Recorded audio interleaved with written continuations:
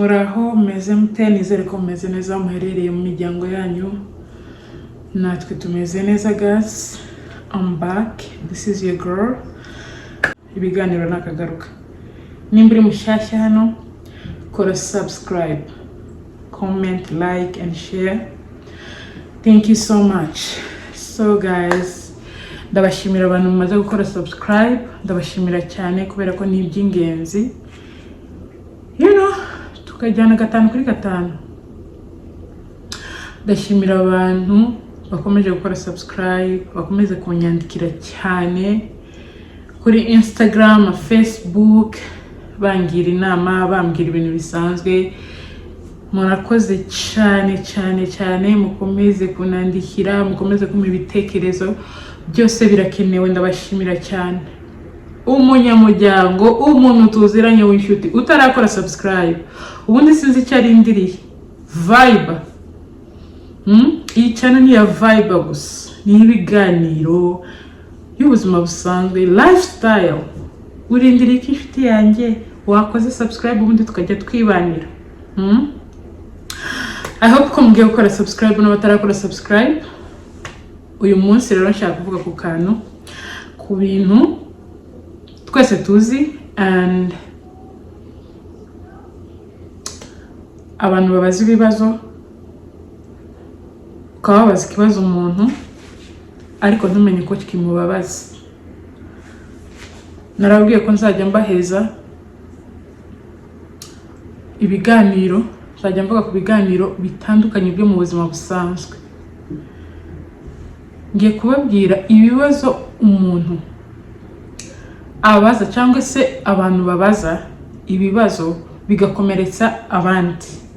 Nimba wari umwe mu bantu babaza ibyo bibazo, ubwo nyine urahita wiyumva, urahita uhindura uburyo ubibazamo cyangwa se ubireke ujye ubaza ibindi bibazo.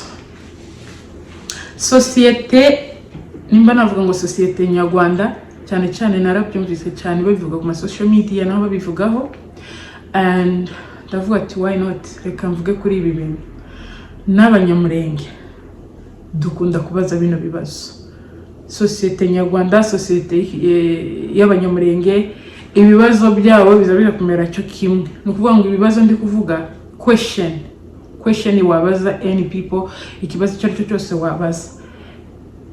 If you are one of them who ask this question, I hope you're going to stop or you're going to change how you can ask this question.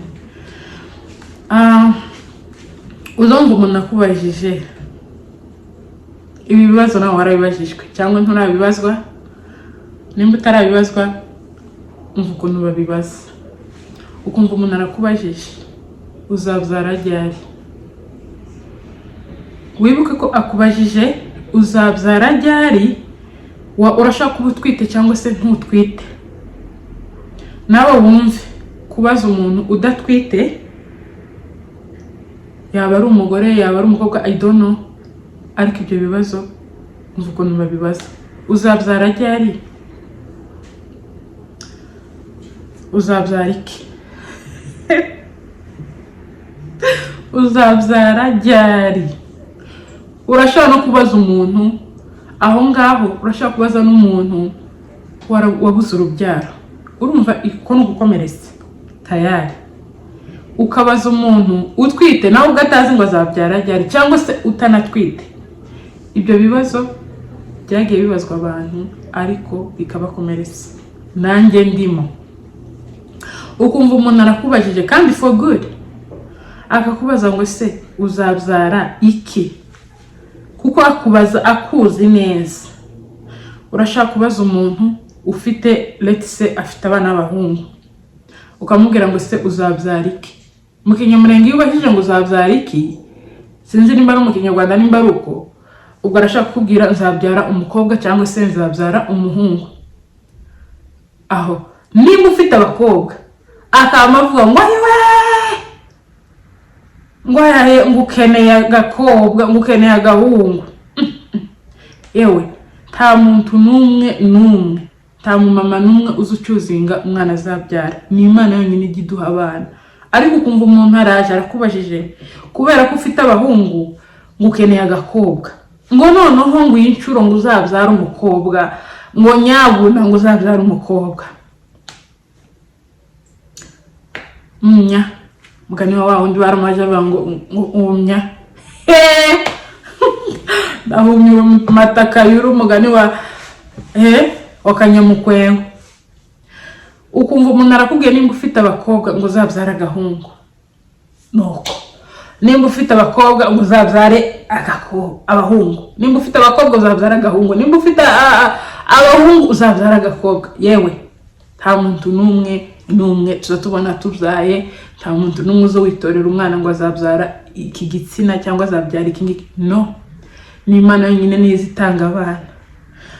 Uruhande rumwe uha pressure abantu, baduha ama pressure twebwe, baduha ama pressure yo kumva ko nimba ubyara umukobwa uhita wumva ko ukwiriye umuhungu, kubera ko pressure z'abantu bakagushiraho pressure ngo uzabyare umukobwa ufite umuhungu, bakongera bakagushiraho pressure ngo uzabyare umuhungu ufite umukobwa. Mwumva icyo kintu, icyo kibazo please, nimba ukibaza uzahindura uburyo ukibazamo, kuko nta muntu n'umwe wakwiha umwana, kandi nta mubyeyi n'umwe wakwiha kubyara igitsina runaka.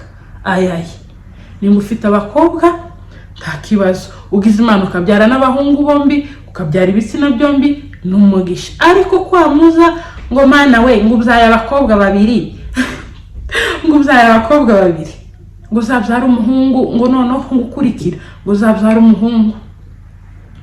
Hari uwo nabwiye ati amen, nzamubyara kuko nje ndi nyina w'abana, kandi Imana yampaye urubyaro ndayishimira, nzabyara n'abahungu nta kibazo. Nuko ariko nukuri ugasanga umuntu, hari umuntu wakomereka to be honest, hari umuntu wakomereka. Ibi bintu ndi kuvuga murabizi ko biri muri societe zacu, nukuri birimo. Nimba ubaza bino bibazo, ihangane uzagira uburyo ubibazamo, kubera ko nta kuntu waza kumbwira ngo uzabyara umukobwa nongeye kubyara undi mukobwa,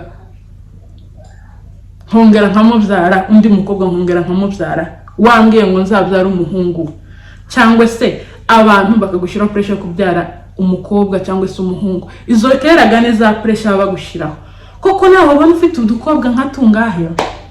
Hari ababyara umukobwa 1 2 3 4, ugasanga ufite abakobwa 3 4 5, cyangwa se ugasanga ufite abahungu 2 3 4.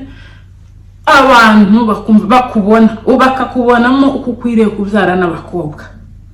Ngaho wabyara abahungu ugasanga abantu bari kukubwira ati uzabyare abakobwa. Yemewe muhagarike ibyo bibazo.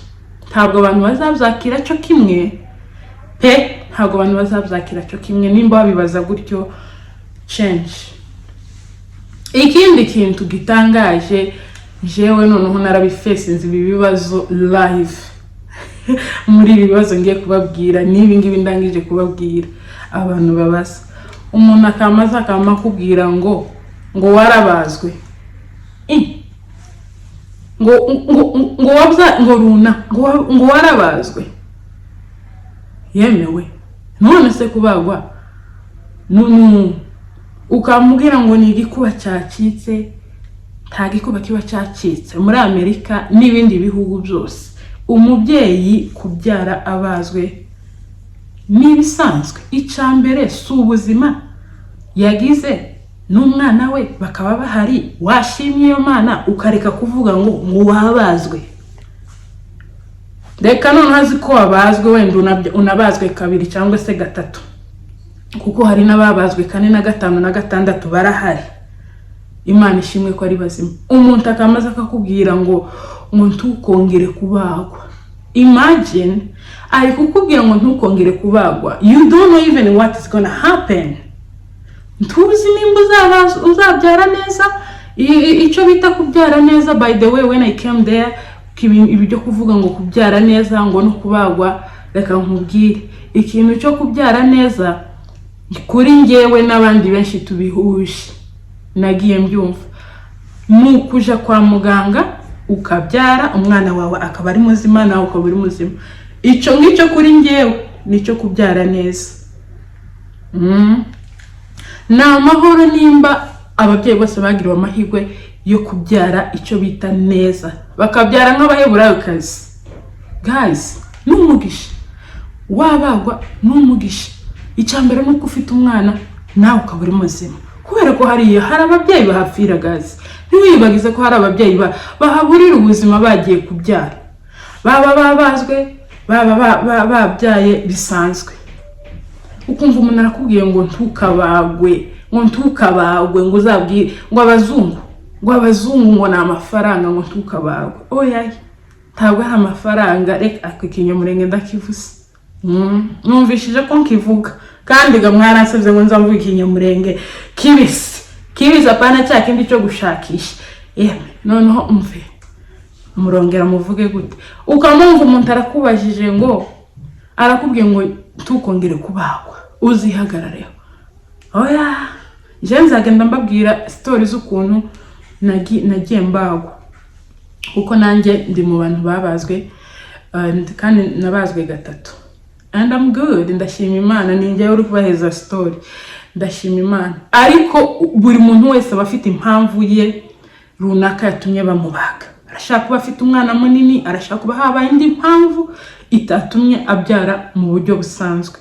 Ariko nyamboneka nimba ubaza bino bibazo nko kubaza umuntu ngo ntukabagwe, cyangwa yabazwe, urabizi neza ngo wabazwe gute, ngo kubera iki wabazwe, ngo ubwo ni ubushake. Nukuri tuvugishije ukuri, hari abantu bakomeretsa abandi. Nk'icyo kibazo completely uvuye kubagwa, uheruka kubagwa, urakomereka.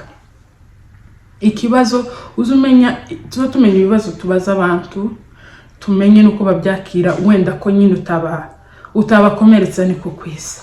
Cyangwa reka mve kuri icyo ngicyo, ukumva umuntu abajije umuntu yeme ngo uzashakwa ryari cyangwa uzabyara ryari. Urashaka kubaza umukobwa uri ku mavi, uri gusengera umugabo, utegereje umugabo ngo uzashakwa ryari. Mufashe gusenga, ureke kuguma kumubaza ibibazo, kuko nawe ubwe ntabifitiye ibisubizo.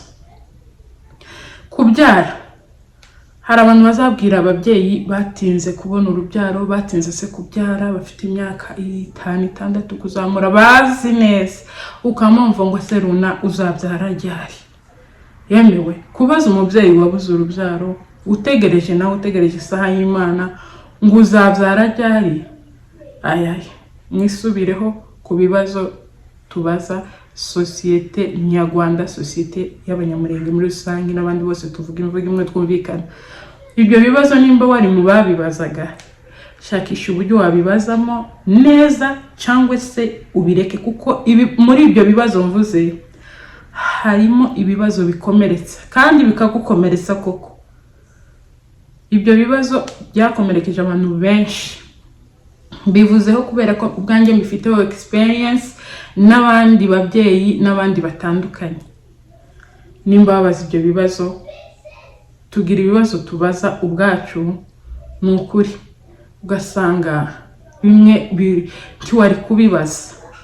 Ibyo bibazo birakomeretsa muri rusange. Nta bindi byinshi nshaka kuvuga, ni kuri ibyo bibazo. Nimba wabazaga ibyo bibazo, shaka uburyo wabibazamo, cyangwa se ubireke. Aho kugira ngo ukomeretse undi muntu kubera kumubaza ikibazo, wareka icyo kibazo kukimubaza. Niko bimeze, abantu benshi barabibaza ibyo bibazo. Murakoze cyane, mukomeze mugire ibihe byiza aho muri, kandi mukore subscribe tujye tujyana 5 kuri 5. Thank you so much.